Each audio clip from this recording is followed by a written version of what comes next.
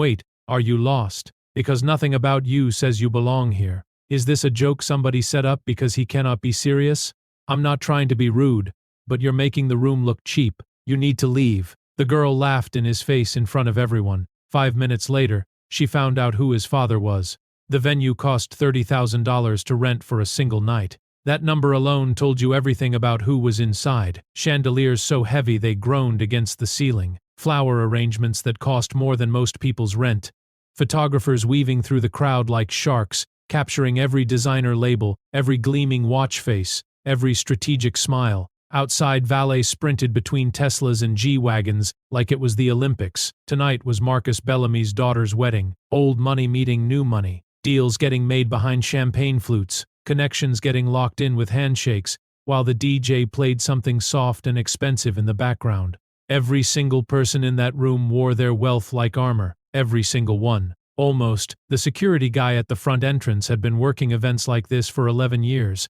He knew the type. He knew who belonged and who was testing the door. So, when the kid walked up at 8:47 p.m., the guard's hand moved before his brain caught up. White t-shirt, plain dark jeans, beat-up Nikes that had seen better days. No watch, no chain, a small drawstring bag over one shoulder like he was heading to a gym, not a $30,000 ballroom. The guard blocked the entrance without making it obvious. "Who are you here for?" The kid looked at him. No panic, no apology, just calm. "Bellamy wedding." The guard stared. The kid stared back. There were 200 people trying to get through the door. The guard had no time for a whole interrogation. He stepped aside and let him pass, already mentally blaming the wedding coordinator if something went wrong. The kid walked in. His name was Jordan Calloway, and the moment he crossed that threshold, the room noticed him, not warmly. People didn't stop talking about him. They talked about him quietly, the way people do when they want you to know you're being discussed but can't prove it. Is he lost? Maybe he's one of the servers. Check his badge. No badge. Walked in from the front. Someone should say something. Jordan heard fragments of it. He always did. He walked to the far end of the room near the window that looked out over the city skyline, and he stood there alone. His posture was straight. His expression was still. He wasn't performing calm. He actually was calm. That made people more uncomfortable than anything else he could have done. Kayla Bellamy spotted him from across the room. She was the bride's younger sister, and she was stunning in a way she knew about and used deliberately. Red silk dress, hair blown out perfect, nails that matched her shoes that matched her bag. She had been laughing with two of her friends about something, holding a champagne flute she barely touched because she was counting every calorie at events like this. She saw Jordan by the window and stopped mid-sentence. "Who is that?" she said, not asking, announcing. Her friend Brianna squinted. "He came through the front door. I saw him." "In that?" Kayla's eyebrow went up. The look on her face wasn't angry yet. It was something colder, amusement. She handed Brianna her champagne. She walked over. Jordan saw her coming. He didn't move. She stopped 2 feet in front of him like she owned the floor between them, which technically her family had rented for the night. "Hey," her voice was pleasant the way a warning can be pleasant. "Can I ask what you're doing over here?" "Attending the wedding," Jordan said. Kayla tilted her head. "Attending?"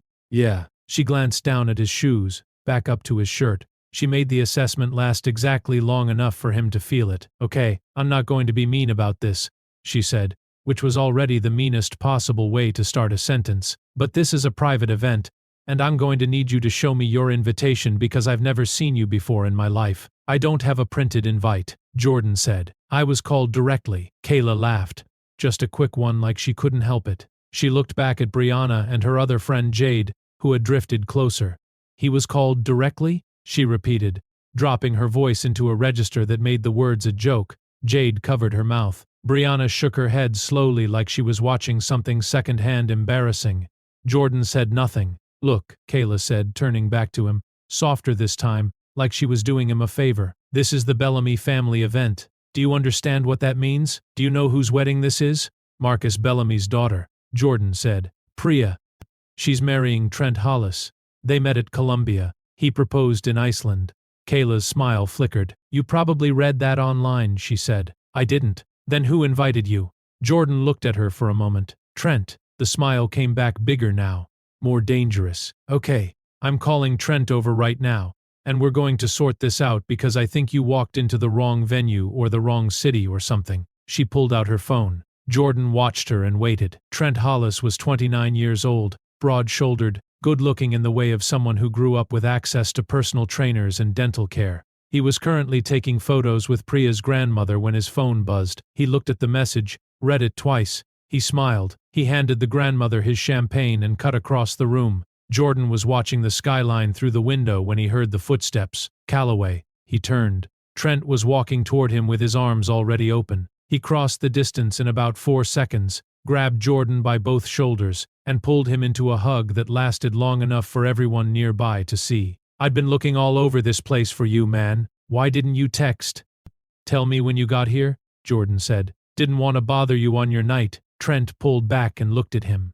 "Are you serious right now? You fly all the way from Portland and you're standing alone by the window? Come on." The room had gone quiet in a spreading circle around them. Kayla stood exactly where she'd been standing. She had not moved. Her phone was still in her hand. The message she typed to Trent sat there, already answered by his absence. Trent noticed her. He noticed her expression. "Did something happen?" he asked. "Number," Jordan said immediately. "Number," Kayla echoed half a second later. Trent looked between them. He was not stupid. But tonight was not the night for it. "Come meet Priya's dad," he said to Jordan. "He's been asking about you." They walked away together. The crowd parted a little without meaning to. Kayla stood there. Brianna came up beside her. "Do you know who that is?" "Number," Kayla said quietly. "I just asked one of the coordinators," Brianna said. She paused. "Jordan Calloway. As in Calloway Group Calloway." Kayla felt something drop in her chest. "Say that again." "His father is Derek Calloway." "Like the Derek Calloway." Kayla said nothing. She knew that name. Everyone in this room knew that name. Derek Calloway didn't run a company. He ran an industry. Hotels, tech infrastructure, media. 3 consecutive years on the Forbes list. The kind of wealth that didn't announce itself because it didn't have to. "His son," Kayla whispered. "His only son," Brianna said. It took 17 minutes for the energy in the room to shift completely. Word traveled the way it always does at events like this. Fast in whispers dressed up like concern. "Did you hear? That kid in the white shirt, Derek Calloway's." She didn't know. Right to his face. By the time Derek Calloway himself walked through the front entrance at 9:15, the room was already reconstructing itself around the information. He came in without fanfare. That was the thing people always said about him afterward, if they had never met him before.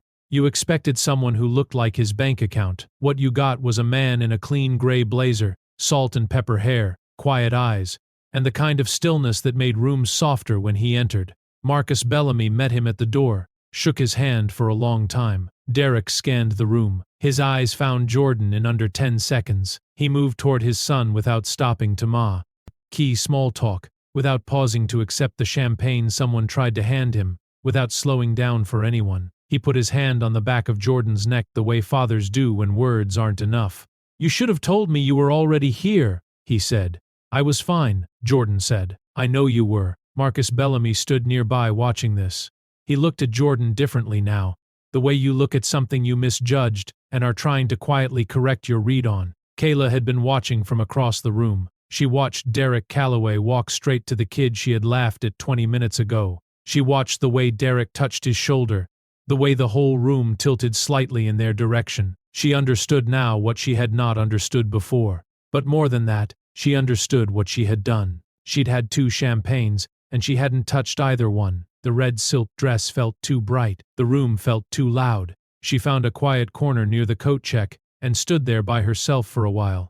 Brina tried to follow her. She waved her off. She needed a minute. The thing about Kayla Bellamy was that she wasn't cruel by nature. She was thoughtful, actually. Eyed. She volunteered twice a month at a youth center in Midtown. She had opinions about things that mattered, but she had grown up in rooms like this one. And in rooms like this one, you learned fast that appearance was information.